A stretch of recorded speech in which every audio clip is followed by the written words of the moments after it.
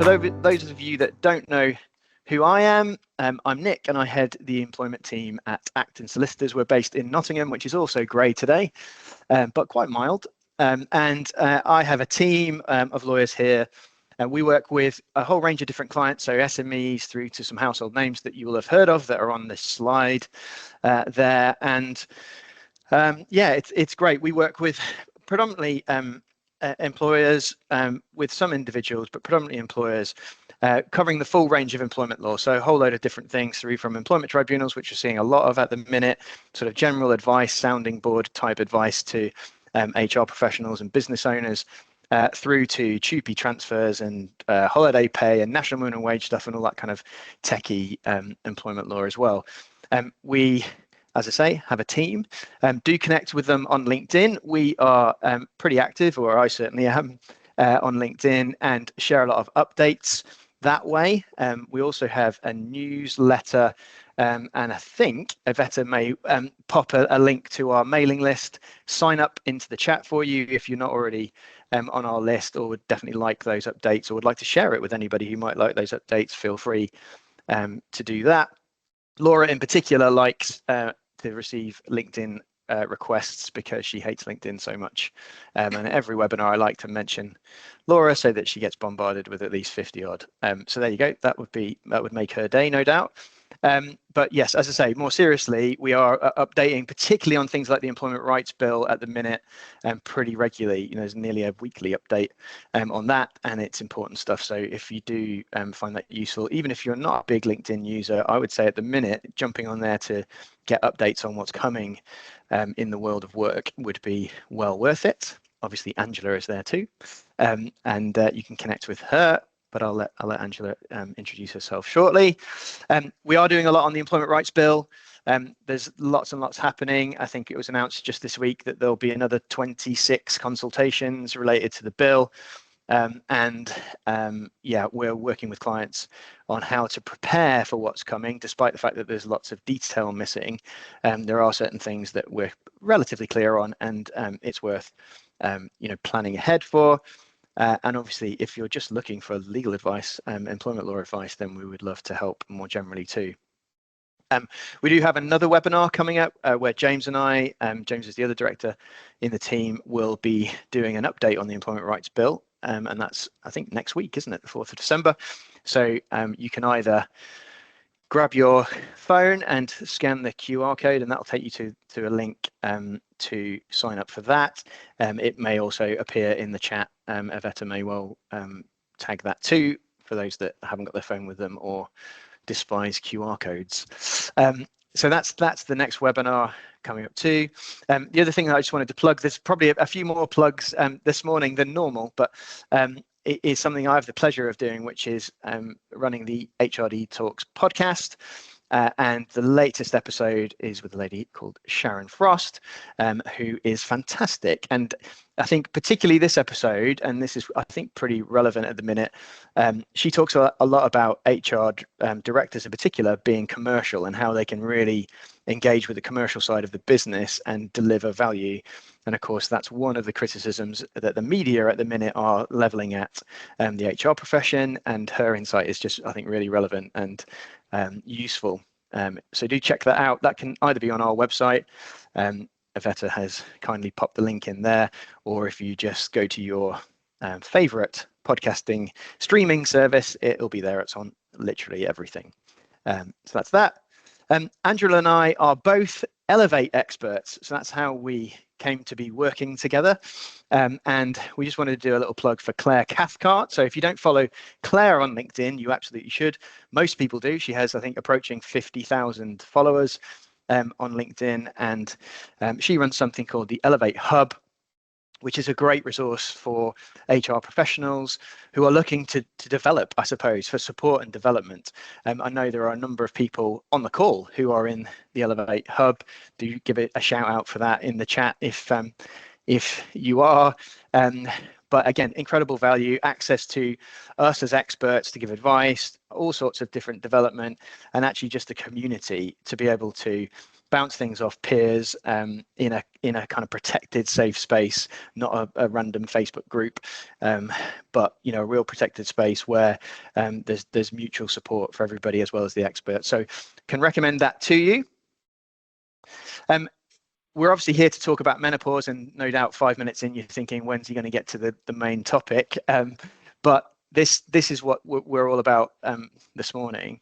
And I guess I've felt particularly sort of committed to talking a bit about this issue, especially as a guy, based on my own experience of my wife going through perimenopause, what we thought was relatively early, but what we thought was something completely different, and we had no idea what on earth was going on. So I then posted about our experience, which was over a couple of years, on LinkedIn.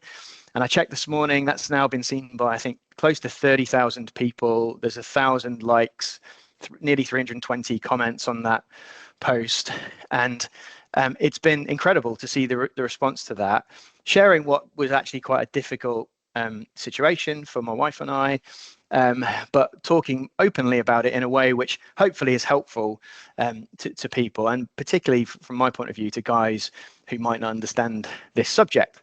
That was picked up by the guys at Menopause Matters, and there's also a podcast episode where I was interviewed about that, and share a bit more detail about that. And again, Yvette's popped that in the chat. So if you do want to check that out, or in fact share it with somebody you think it might be useful for, again, I'm thinking, particularly guys, it would be, I'd love it if you did. So that's a bit there. You can obviously check out the post and the episode with those guys. But today we're going to come at it with a real expert. So we've got Angela, who is a menopause trainer and expert. And this is the point at which I hand over to her. We are so grateful that she's agreed to join us and talk about this subject. You'll hear a bit from Angela on her side, and then I'm going to talk a bit of the law around this area as well towards the end of the session. So please do stick around for that. And this is where Angela will take control of the slides and introduce herself and talk you through some great content. Oh, thank you so much, Nick. I'm absolutely thrilled to be here. My favourite subject to talk about these days is menopause. I find myself talking about it every day with all sorts of random people, and it's absolutely amazing that we are now having these conversations, and it is becoming more widely discussed because it really, really needs to be. So I'm thrilled to be here. And thank you all for being here, so many of you. It's great to see so many of you really interested in finding out more about this topic and what you can do, maybe to help yourselves. There might be some of you here that are interested in this for yourself as well as your teams, but importantly here to talk about how we can offer more support in organisations and offer the support to women going through this in the workplace, and what does that look like. So for those of you who don't know me, as Nick has already said, I'm Angela. I am actually an executive and transformation coach, as well as the founder of Green Path Coaching, where I do all of my menopause support work. So I specialise in supporting organisations to support their senior female leaders at a time when women are juggling pretty much everything. Let's face it, let's just be honest about this. We're juggling a lot. We've all got these amazing careers now, but then we've also got really busy personal lives. We've got young kids at home. We might have teenagers at home. We might have kids going off to university. We might have aging parents that we're caring for. And then we've also got fluctuating hormones that most of us don't realise are actually fluctuating. And that might be causing some sleepless nights and all sorts of strange symptoms that I will talk a little bit about as we go through today. But the struggle is real. And I do think from some of the conversations that I'm having, it's really coming to a head for many women right now. And I really know, because this is what happened to me. This is why I'm sat here in front of you talking to you today, because I had my own struggle. It hit me between the ages of about 42 to 44. And it was right at when I was at the peak of my 25-year career as a product merchandising director in fashion retail. I experienced a slow 2-year decline with no idea what was happening to me, what was happening to my body. And it ended up with me feeling like a complete failure. So I'm not scared to admit it. I cried pretty much every day for 3 months towards the end of that period of time. And it resulted in me phoning my male manager at the time to tell him that I wasn't coming back. Now, I think he thought I meant I wouldn't be working today, or maybe she won't be working this week. But no, it was far, far worse than that. I knew that I could not go back to this job, full stop. I was done. I was completely burnt out. I didn't know where to go. And that is the hardest phone call I've ever had to make. And I had to make it to a male manager who I knew probably knew nothing about what was going on for me. So that was really, really difficult to pluck up the courage to do that. But I had no choice. It was literally no choice left. But the relief, I can't begin to tell you, I can feel it now as I talk to you. The relief of letting go of that pressure that I had been holding on to all of that time, that was huge. And that was the first step for me, taking back control and working out what I was going to do next and how I was going to put myself first. But of course, the result of all of that is that I'd completely lost any confidence that I ever had, in my ability to continue doing my job that I had always thrived in. I'd always loved what I did. I loved my career. I thought I was going to do it forever. So it was a real shock to me. But also the organisation that I was working for at the time. And of course, any future organisations that I might have worked for because I'm no longer doing that work. They lost a woman with 25 years worth of knowledge and experience and leadership experience, and someone who deeply cared and loved what they did and would have given their all to the job. She was gone. So, of course, they were left with a gap in capability. They had to scramble together to cover what I was doing on the project I was working with. It cost them thousands of pounds, and it cost me a career that I absolutely loved. So there is no winner here. Organisations aren't winning if they're not supporting. Women certainly are not winning. And for women, it is not a competition. We just need organisations to know how to support them well. That's all we're looking for. So why does this matter? Well, our hormones, they influence far, far more than just hot flushes. You've probably heard of hot flushes, night sweats, changes to periods. That's probably what the majority of people think about when they think of menopause. And they also probably think about women in their 50s.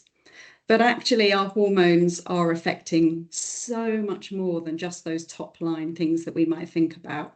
It's affecting our energy. It's affecting our clarity. It's definitely affecting our confidence and our ability to communicate well. And this isn't just happening to women in their 50s. When this is starting to happen, it's actually generally happening to women in their 40s, possibly even women in their early 30s. And I'm not going to go into it today, but don't forget all the women that might be going through a surgical menopause or a chemically induced menopause. Don't pigeonhole this into women who are getting older, because it's absolutely not the case.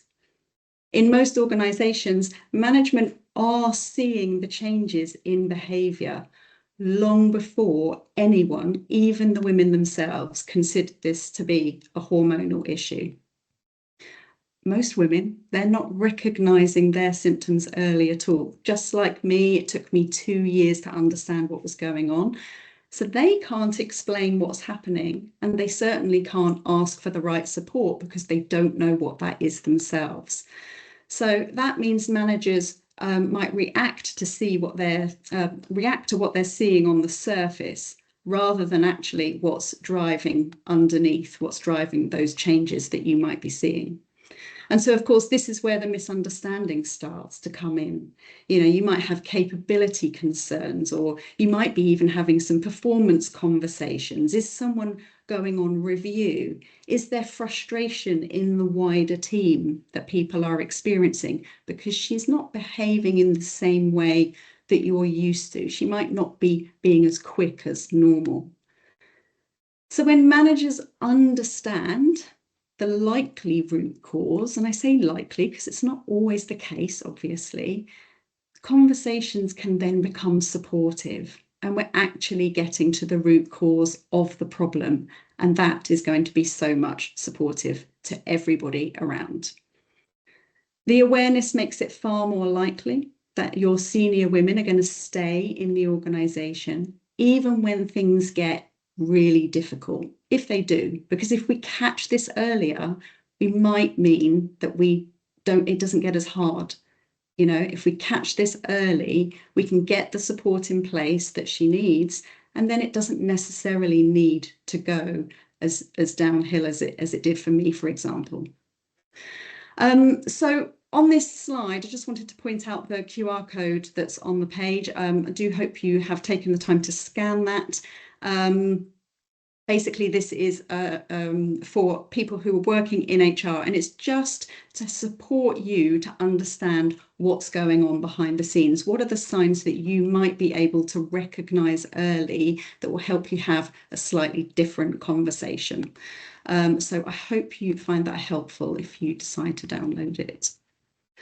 So I just wanted to talk about the hidden challenges, really. So as I said, women in their 40s and 50s are often carrying the heaviest combined load of their lives. You know, I won't go through that again, but we all know what that looks like.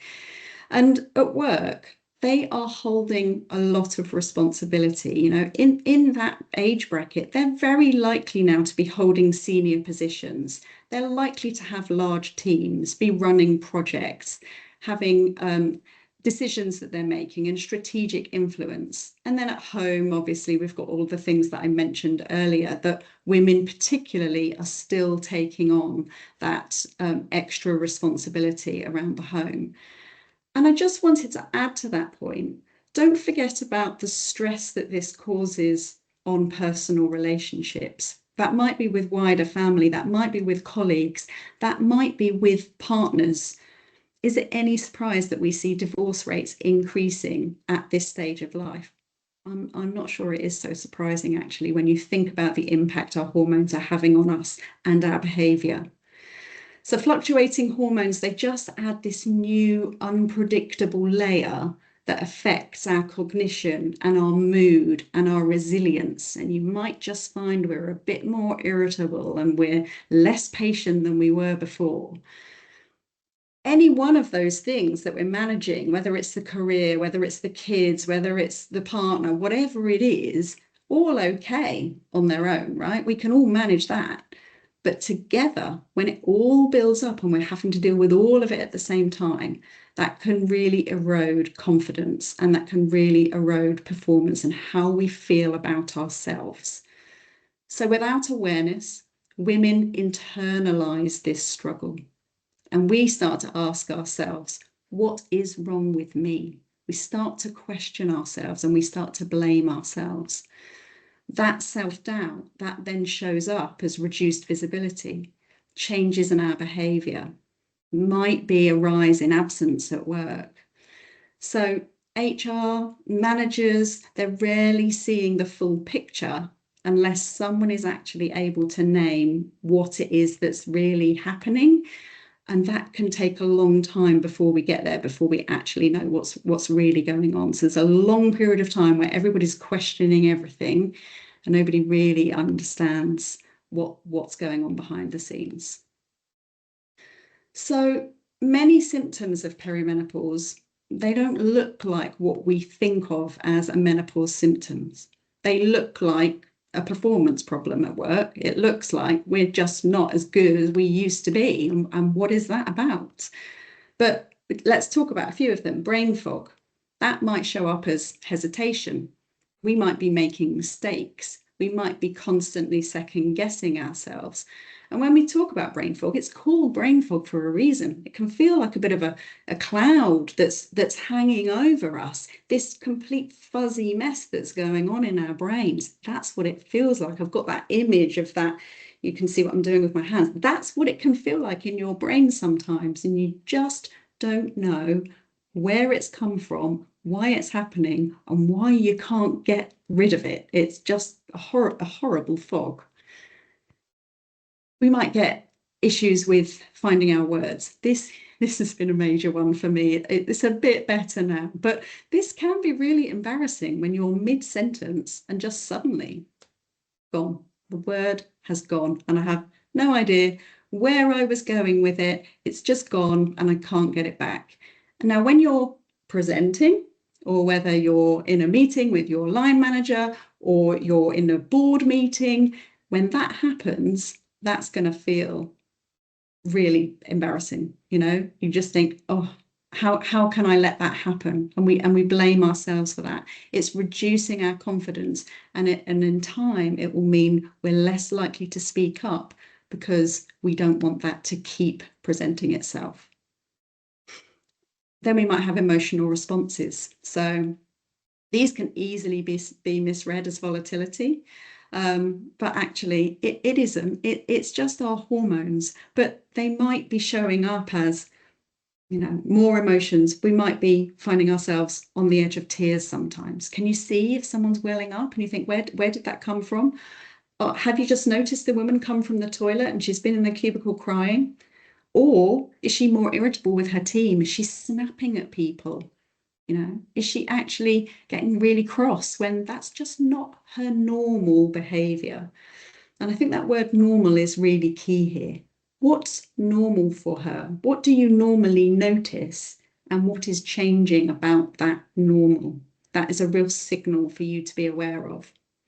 Could be a bit of anxiety going on. She might be over apologizing. There might be a bit of self-doubt kicking in. There might be some reluctance to lead her team in the way that you're used to.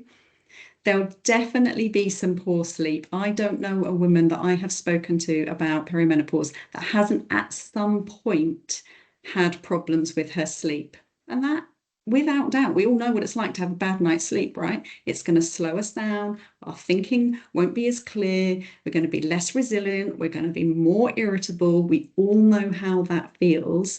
But for women in perimenopause, that can be night after night after night of waking up at 3, 4 a.m. and not being able to get back to sleep. Imagine what that feels like when that's constant for weeks, months on end. That's hard. We'll also have fatigue. It can show up as presenteeism, or as more frequent unexplained absences. You might be noticing that. Are you using your data to see what's actually happening within your organisation? So you might, as a manager, see these patterns regularly, but just maybe you haven't connected them yet to hormones. Maybe you hadn't made that link and joined up the dots. So I have another QR code for you. I would really encourage you to download this. This is my Perimenopause Clarity Checker.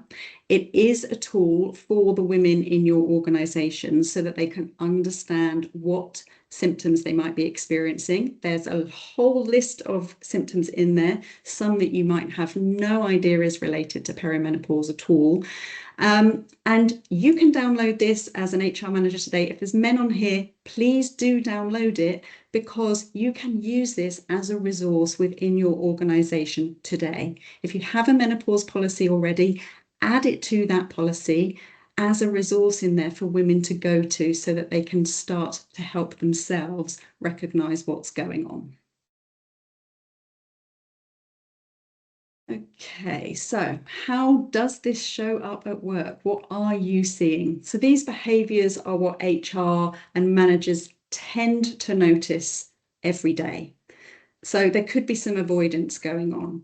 A once quiet woman, a once confident woman, not quiet woman, will start to feel quiet in meetings and turn down her visibility. That is what she's going to do. She's going to start avoiding those stressful situations. She's going to start walking away from those and not putting herself up for the difficult conversations.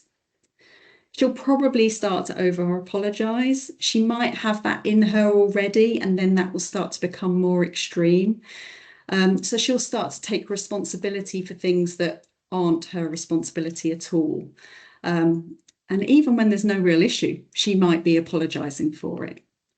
There's likely to be some increased absence, last minute days off without a reason, or a vague reason. Interestingly, are you giving her the opportunity to tell you that it is due to perimenopause symptoms? If you have a system that allows people to record why they've been off, is perimenopause listed as a reason? Something for you to think about maybe as to whether women would use that. Some are never going to admit it, but some would, given the opportunity. There'll be some hesitation, uncertainty in presentations, client work, maybe she's stepping back a bit, not taking those decisions that she would have done in the past. She might just be a bit slower. Is she taking longer to make decisions that she would have been really clear about in the past? Has her judgment, her judgment, has that dropped? Has her confidence dropped? It's a silent struggle. Most women are not talking about it. So if she believes she's not coping, then she's going to do everything she can to hide it from you, because she does not want you to know. She doesn't want anybody to know that she's struggling, because that will be seen as weakness, as maybe that she's not good enough. And also, if there is any sign of redundancy within your organisation, even more reason for her to go inwards and hide what's going on. She is not going to want to give anything away, any sign that she's struggling. So you can imagine the pressure she's under, trying to hold everything together, but also keep that secret. None of us would want that for anybody.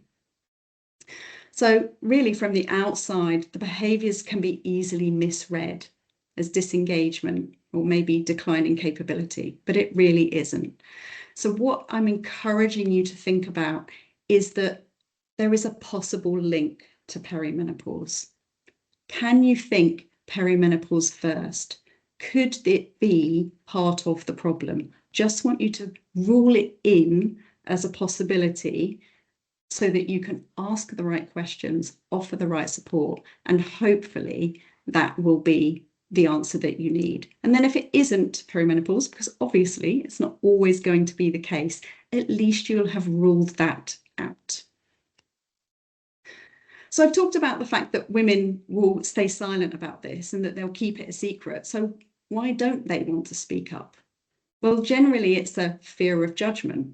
We do not want to be seen as weak. We are not weak. Even if we are struggling right now, it doesn't mean we've lost it.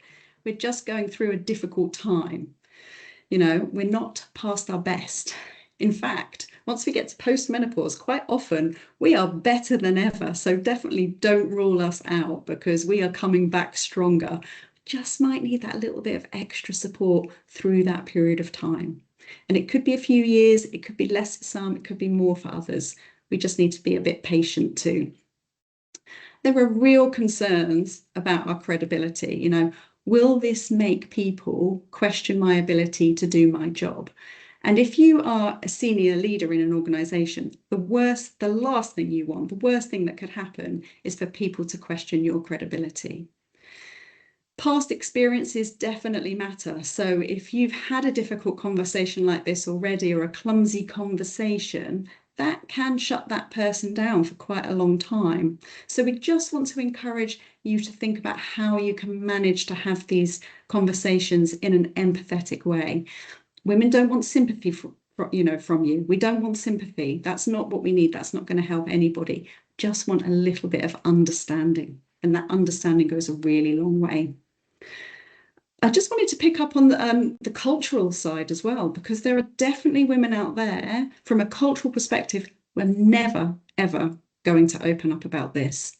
They don't want to talk about it. Their culture doesn't talk about it. It's not seen as safe to do so.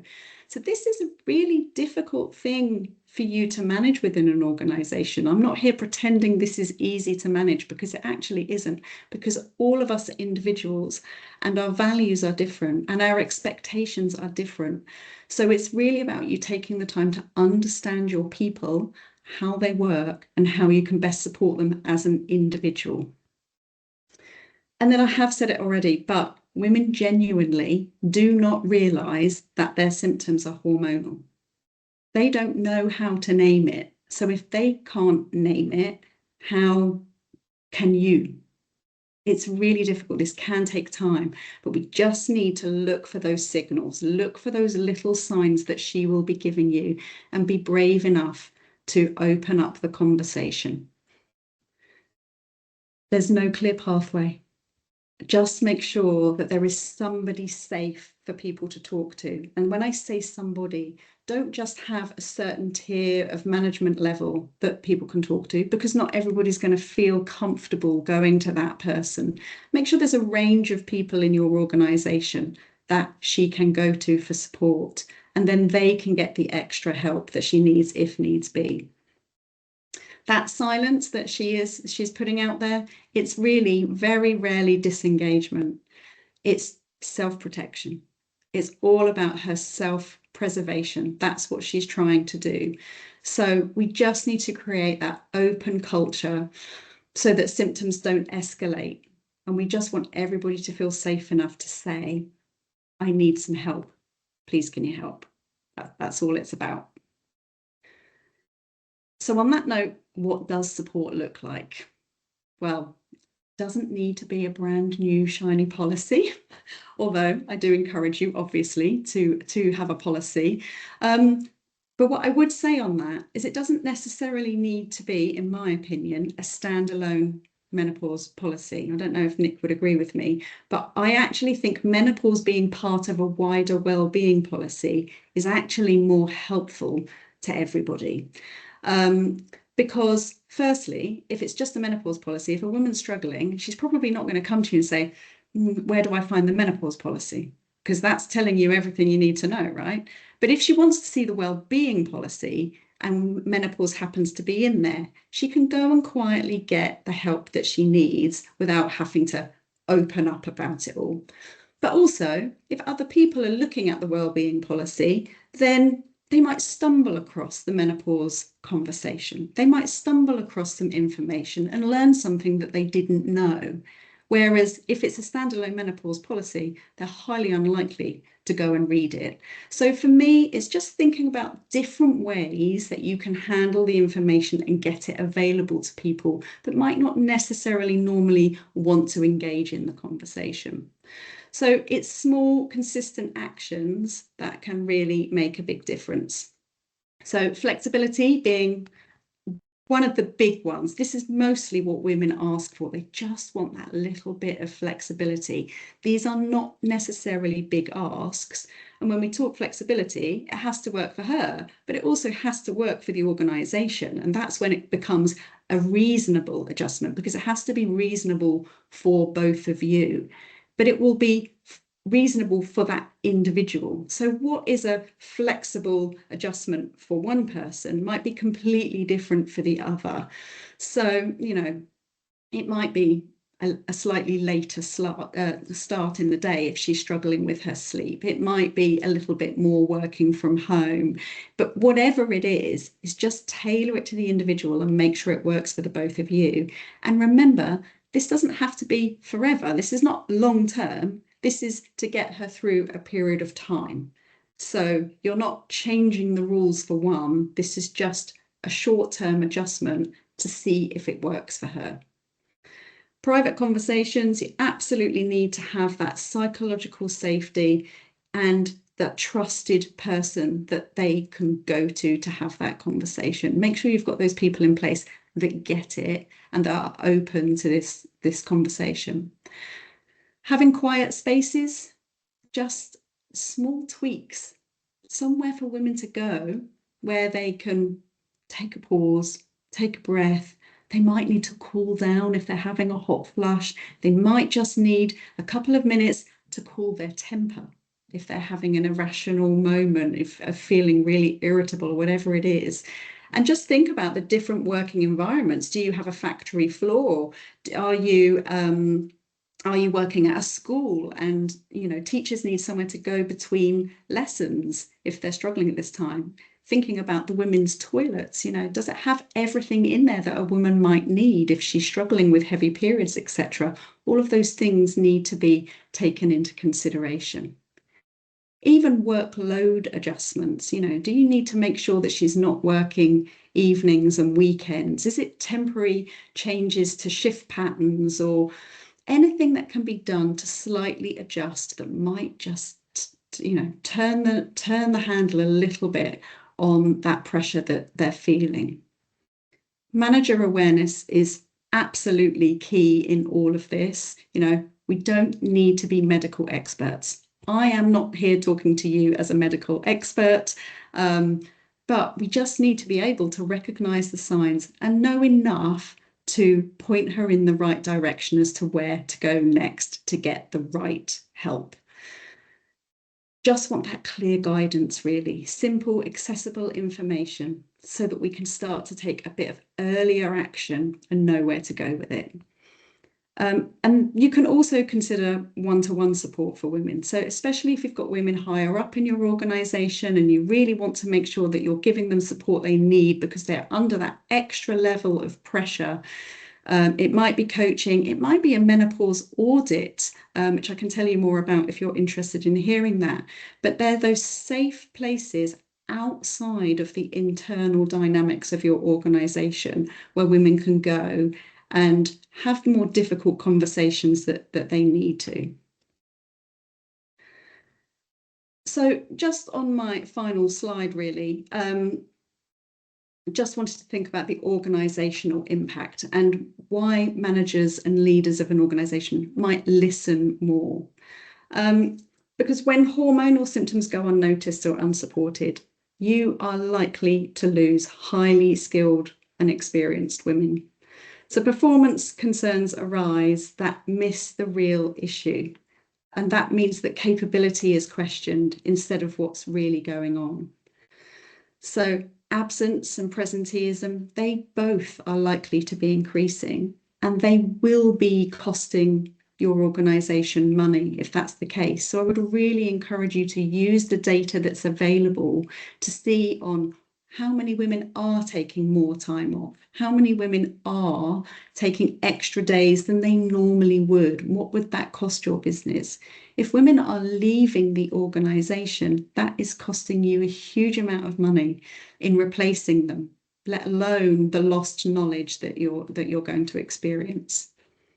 Also things like the engagement drop, the confidence, the visibility, you know, the leadership presence, it all just starts to shrink. And then we get to that important bit where the leadership gap widens when fewer women are coming through and staying in that pipeline. So we'll all get to this certain level in our careers, and then suddenly we just start to drift, we start to lose interest, we start to walk away in some cases. 1 in 10 women are leaving their organisations, they're leaving their careers because of their perimenopause symptoms. 25% of women are considering leaving at any one time. So if you think that they're considering leaving, that entire time that they're struggling, they're not properly engaged in what they're there to do. So we need to get to that 25% of women and absolutely give them the support they need to stay and to stay engaged. And one of the things I just wanted to mention, actually, because one conversation that comes up a lot when I'm talking to people in HR is that they say to me, well, I'd love to do something about it, but my senior leadership team aren't having a bar of it. They don't want to hear the conversation. They don't think it belongs in the workplace. And it absolutely does belong in the workplace, but not because we just want to be helping women. It's not just about that for the organisation. It's about saving them money on replacing the women that are leaving. It's about saving money on keeping people in jobs that are excellent, that they know the organisation. It will cost you money every time one of these women starts to slip. So we just need to take the conversation away from the word menopause slightly towards performance, towards retention, and towards that cost of losing those senior female leaders. I think we don't want to use individual stories. The conversations just need to stay factual. They need to stay strategic, really. And I think a simple way to position it is, this isn't just about personal health. Yes, we want to have people's best interests at heart. Of course we do. But it's about protecting the capability and supporting people's performance and keeping senior female leaders in their roles. All right, so I am going to come to a finish. I just had one final QR code for you. I just wanted to say thank you so much for being here and for listening to me. The QR code on the screen is for you to reach out to have a conversation with me if you would like to. You can book in for a 30-minute call. We can talk about everything we've talked about here today in a bit more detail in how that affects your individual organisation, and any support that you might feel like you need to put in with your organisation with regards to maybe awareness. It might be manager training, it might be individual one-to-one coaching for individuals. So if you would like to, please do feel free to reach out. And I will, at this point, hand back to Nic. Brilliant. Thank you, Angela. So useful. Just so much in there, but that's fantastic. You also have a question in the chat from Lindsay, so feel free to have a look at that while I'm talking. I have put a message in the chat saying feel free to pop questions there as we go, everybody, but we will have some time for Q&A at the end as well. So building on that, and there's so much in Angela's talk that is relevant to what I'm going to be talking about in terms of what the law says in this area. And I guess there's two excuse me, two kind of distinct areas that I'm going to look at. One is some cases. So there's been a number of tribunal cases involving menopause, and in fact the tribunal stats, which are a little old now, for Q1 of this year, showed that I think there was a 32 or 34% increase in tribunal claims involving menopause. So it's something that employers are not necessarily getting right, and we're going to look at some of that. We're also going to look at what's coming on this issue in the Employment Rights Bill, because there's, again, some stuff that's really, really relevant. And I think Angela's going to be busy doing menopause audits and action plans and like as well. So we're going to highlight some of that for you too. So first of all, the kind of case law and the protections, I suppose, that women have in the workplace when it comes to menopause. Now, menopause in itself is not a protected characteristic in the Equality Act. So there is a number of different protected characteristics set out in that piece of legislation, and they are designed to protect people from discrimination. So that's massively simplifying, a massive piece of law, but essentially that's what they're there to do. And menopause isn't listed as one of those protected characteristics. However, we've seen a definite trend, upward trend, in claims from women experiencing menopause symptoms and being badly managed at work, if we're being really honest about it. And they have then pursued claims, usually on the basis of disability, age, or sex. So we're going to look at each of those in turn in terms of the kind of cases that we've seen. And lots of it will kind of ring true with what Angela was talking about in terms of the impact on performance in particular, and the impact that menopause has in that way, and how employers haven't necessarily done a brilliant job of understanding that and managing that in the workplace.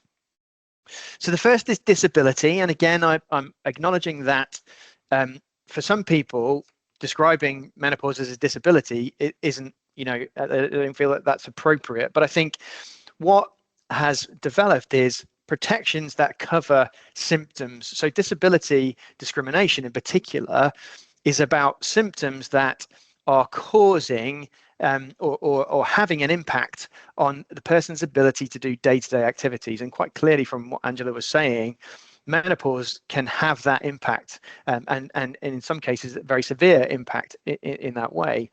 So really what tribunals have been grappling with is how do we approach the issue of menopause and the symptoms that people are experiencing in the context of the definition of disability in the Equality Act. And I guess that the kind of headline point is that there have been cases that have gone both ways. as is the case for every sort of disability discrimination claim, the tribunal will look at the definition and they will say, does this particular condition that this person is experiencing and the symptoms that they're experiencing, does it meet the legal definition here for protection? And in the Rooney case, Mrs. Rooney was having very severe symptoms, menopause symptoms, including insomnia and fatigue and memory loss, and lots of the things that Angela highlighted to us at the beginning. And the Employment Tribunal at the first hearing, at that first stage, said, no, we don't believe that, that these symptoms are effectively serious enough to meet that definition. So she then appealed that decision and said, actually, I think you've applied the law wrong here. And it went to the Employment Appeals Tribunal, which is sort of the second stage that you can bring a claim to. And they said, yes, we agree. Actually, the tribunal got this wrong. These symptoms are sufficiently serious, and we've seen the impact in evidence that this has on her day-to-day activities. And we believe that protection does apply, and therefore it could, in theory, be disability discrimination. And I think what this is a reminder for really is that employers do need to consider these reasonable adjustments, as Angela was saying, where issues are kind of being experienced as a result of menopause, and that it can be discriminatory not to do that, but also to treat women in a certain way as a result of menopause symptoms. The Direct Line case on the slide is another really good example, and I say good, it wasn't at all good in the sense that Ms. Linsky was suffering again from very severe symptoms, and very much like Angela was describing, had been an excellent performer in her role for quite a significant amount of time, but all of a sudden she was struggling at work, wasn't meeting performance targets. And actually, there was there's too many to even talk about in terms of the time we have, but a whole category of errors around the way that she was managed. So they didn't get occupational health advice, they didn't look at the performance process properly, and so on. And actually, the tribunal found here that, again, it amounted to disability discrimination, and part of that was the failure to make adjustments. And they awarded her £23,000 for injury to feelings, so the hurt feelings as a result of the way that she had been treated. So again, another example of how that disability discrimination protection applies in this scenario. The other claim that a number of women have brought in the Employment Tribunal relates to age discrimination. And again, often it's possible to bring a claim for all of these things at once, but we're highlighting, each category. And in the McCabe case, Mrs. McCabe, again, was badly managed by, I think it was the CEO, who would say things like, don't let your hormones get out of control. And very clearly in the evidence that was put to the tribunal, perceived her as a menopausal woman. That was the way that the judge described it. I think he had also, it came out as part of the case, asked a recruiter to find a younger replacement for her as well. So quite clearly, not appropriate in terms of the way that she was being managed. And surprise, surprise, the tribunal actually found that this was direct age discrimination. So direct discrimination is basically, something bad has happened to you because of your protected characteristic, in this regard, age. And that's pretty rare these days, that actually it's as explicit as that.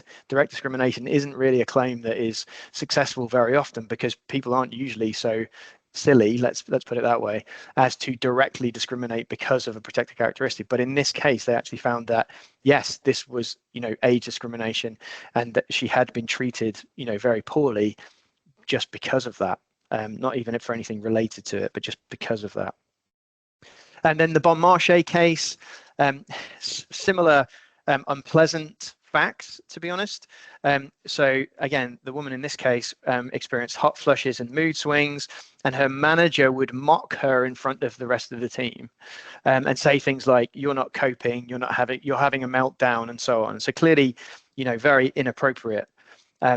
And yet again, surprise, surprise, the tribunal upheld claims for both sex and age discrimination. On that basis, it was actually harassment, that category of discrimination that they focused in on, because they had created that unpleasant environment for her. And again, close to £20,000 in compensation in that scenario. So, I share these because actually it's clear that there are some difficult workplaces where people are not getting these issues, and in fact even being deeply unpleasant in these particular scenarios.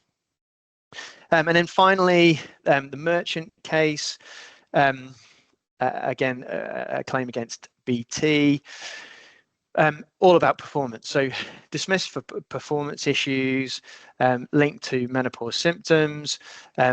Manager didn't look into the kind of medical reasons for this, despite the fact that she provided GP evidence that this might be what was going on. The male manager didn't look at getting occupational health support and ignored the internal performance management policy. And again, the judgment suggests that he essentially relied on his own personal view or personal experience of menopause. I think the suggestion being that he didn't really understand it properly and didn't realize that it could have quite such a significant impact on performance. And as a result, again, the tribunal found that this was direct sex discrimination, and because she was dismissed for poor performance, also an unfair dismissal. So again, a difficult example, a bad example, I suppose, of managing these issues.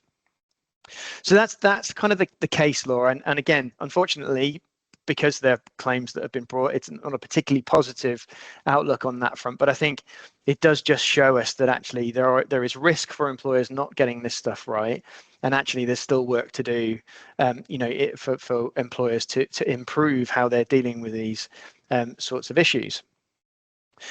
As part of that journey, I suppose, the government have included some new provisions relating to menopause in the Employment Rights Bill. And we're going to look at some of those now. Well, I say those, essentially it's limited to one area, which is menopause action plans. Now, this is part of what the bill describes as equality action plans. So it's slightly broader than just menopause. But for employers with more than 250 employees, they will have to publish a menopause action plan. There will be penalties for not doing that. And this is all, as I said, geared towards improving workplace support for women experiencing menopause symptoms, which I think is a good thing. The difficulty at the minute is, like much of the Employment Rights Bill, we don't yet have a lot of the detail. So I can't tell you exactly what a menopause action plan might include, though I'm guessing Angela might have a few ideas. And I do have a couple of slides where I've kind of thought of what might be a good idea to include. But again, it's the sort of thing that I suspect Angela is going to be busy doing in the future. Now, at the minute, the kind of roadmap or timeline for introducing this stuff is delayed because the bill hasn't yet had royal assent, and that's taking longer than expected. So it may even be that the timelines that we've been told don't quite work yet. And again, that's another whole other session that we'll be covering next week.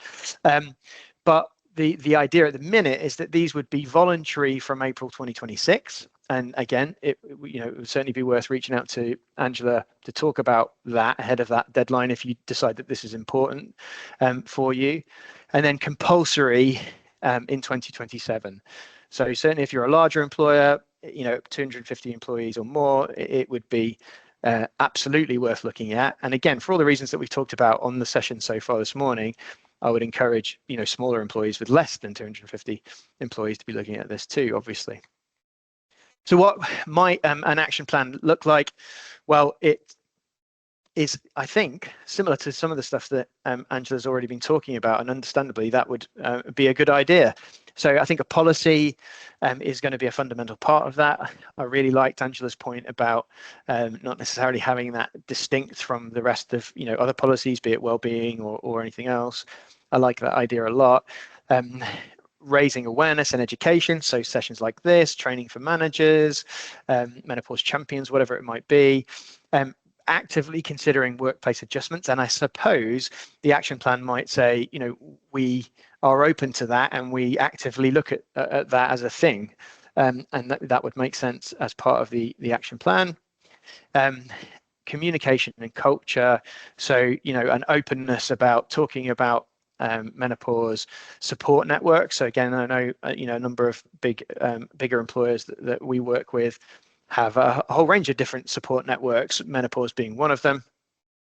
And like with any kind of action plan or policy, you know, monitoring and reviewing how that's going and stating, you know, that's something that you are committed to, I suspect will be an important part of it as well. But as I say, Angela is definitely the expert on that front, and I think, you know, we'll no doubt be busy with some of that as the bill progresses. Just finally, a few thoughts on how to protect your organization. It kind of sweeps up some of the stuff that we've been talking about already. So training for managers on a whole load of issues at the minute. This is the kind of thing that I bang the drum about most. I think the kind of employment law and HR world is not getting any easier, and the Employment Rights Bill, I suspect, won't help with that. And therefore, expecting managers to manage well without having provided them with the right skills to do that is a tough ask. And I think, you know, in this area and many others, it's really important that we train managers well, you know, to be aware of these kind of things. And again, a session like the section that Angela ran this morning would be fantastic, I think. Taking concerns seriously, so just not paying lip service to this stuff, and actually being genuinely committed to talking about it, I think is really important. Policies we've talked about, and communication, and of course considering a voluntary menopause action plan would seem like a good idea if this is you know, something that you're going to commit to.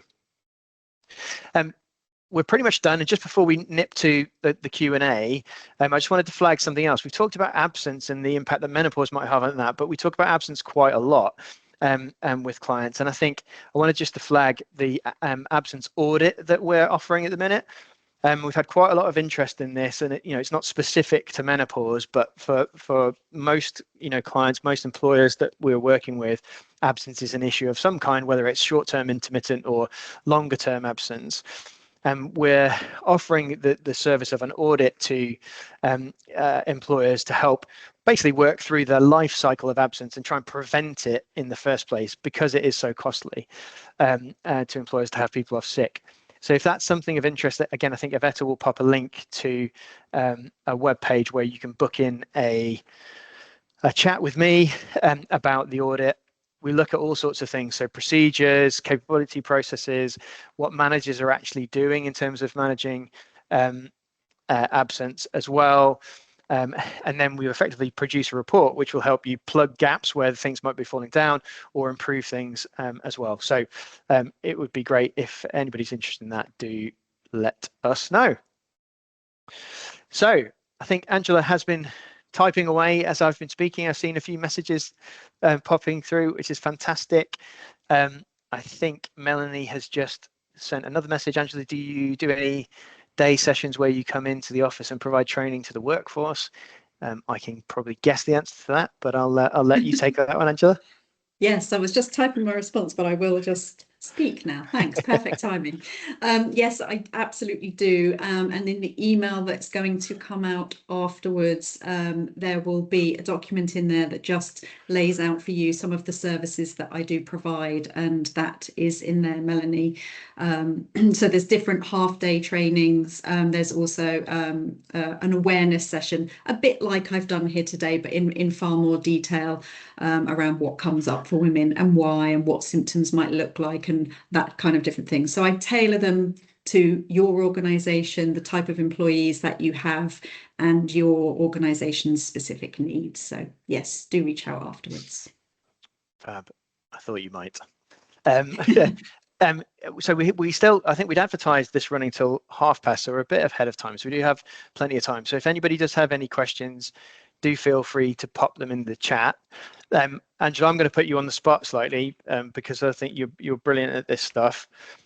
One of the things that kind of dawned on me was that as a male manager in particular, if I had a female, let's use this as a theoretical, if I had a member of my team who I thought, her performance is not quite what it was, I wonder whether it's menopause, how do I best approach that? It is so difficult. And I really do feel for the guys in this situation, because it is far easier as a woman, especially if you're a woman of a certain age, to be able to broach the subject. I would take it slowly, but I also would just ask the more simple questions. Are you okay? Is there anything you need right now? Is there anything specific that's going on for you that you'd like to talk to me about? They're the questions I would start with. And it was just take it really slowly. Let her know that you're there. Let her know that you care. Let her know that you're open. And then if you think a bit further down the line, once she sort of gets to know, maybe I could have talk about it, there might be things you can be doing in the background that she notices. So you might start having a conversation about perimenopause with someone else in the office that maybe already is open about it, so she can see you're aware about it. And then, can you talk about, I'm wondering if we're going to be having any training in the organisation, just so that she sees that you're aware and that you're open to talking about it publicly. And then she will start to realise, okay, maybe you're a safe person I can actually have this conversation with. Yeah, Especially I think that difficult, makes sense. I think. Sorry, I'm just going to add, especially difficult, I think, if you are a male manager and you're also a younger manager. I think, if you're a young male guy, early 30s, and you've got women who might be perimenopausal on your team, it's really tricky. And I would also say to you, don't beat yourself up about it if she doesn't talk to you about it, because it's not you. You can't help being a manager in your early 30s, and she's not going to want to talk to you about it. But maybe you can encourage other people to be talking about it so that you can get her the help she needs another way. That's all I would add, I think. Yeah, no, I think that's good advice. I think are you okay? Is there anything I can do to help you? It can't go too far wrong, can it? On any issue, be it this or Absolutely. that kind of Yeah. thing as a It's manager. all So about I being agree with that open advice. and asking simple questions, that just give them permission to be okay about being a bit vulnerable. Yeah, yeah. We had, I think, one question which was similar to mine, so I'm not going to make you repeat what you said on that. From Bilwa, yeah. Yes. Are there any? I guess I had one other thing. Are there any other things that you would like to see kind of formalized? So we've obviously talked about the Employment Rights Bill bringing in this kind of menopause action plan idea, which I think seems like a reasonable idea in itself. But were there any other kind of things that you think, well, actually, it would have been great if employers had to do these things? But the one thing that strikes me that would make the biggest difference is to have the senior leaders. I'm talking about the CEOs. I'm talking about the board being made to have some awareness training, because this has to come from the top. I don't know who we've got on the call today and the range of people we have on the call today, but I suspect there's a lot of people in this room that want to make a difference, right? We're all here for the same reason. We want to be able to help and change things for the better. But if you're struggling in an organization where your board does not see this as an issue, it's like banging your head against a brick wall. So for me, I would love to have something in place. I'm not sure it will ever come, but where that top tier have to have some awareness training, and it might just not be menopause. There might be mental health overall, that they have some training on that, so that they can then be more open to the needs and the benefits of them addressing that within an organization, because it's huge benefits, right? It's a changing world out there. We're a very different place now, and we can't close our eyes to this. Yeah, I think that makes sense. Yeah, I did a quick search when you were talking, and the stat I found was that menopause, as in, I think it was people leaving, women leaving the workforce, absenteeism and underperformance as a result of menopause cost the UK economy 1.5 billion a year. And I don't know whether that's an accurate stat or not, but I wouldn't be surprised if it was. Yeah.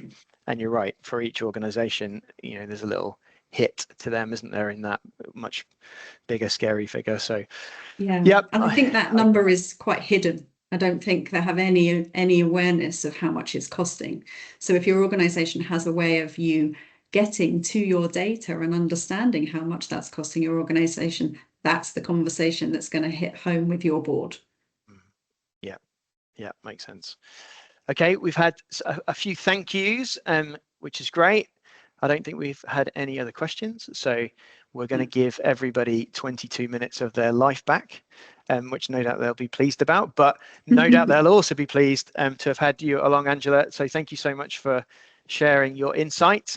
My pleasure. Thank you for having me. Do use the QR codes to reach out to Angela. We will be sending an email out with a recording of the event. So you won't get the slides, but we will send that out. So if you want to watch back, that would be great. You can also see all of our other webinars on the Acton's website. So if you go to the Knowledge Hub in the Acton's website, we don't publicize this too widely because we want people to turn up to the live sessions. But those previous webinars are there too on a whole host of different subjects. So please do enjoy those at your leisure. But yeah, thanks again, Angela, and thanks everybody for joining us. See you again soon. Thank you.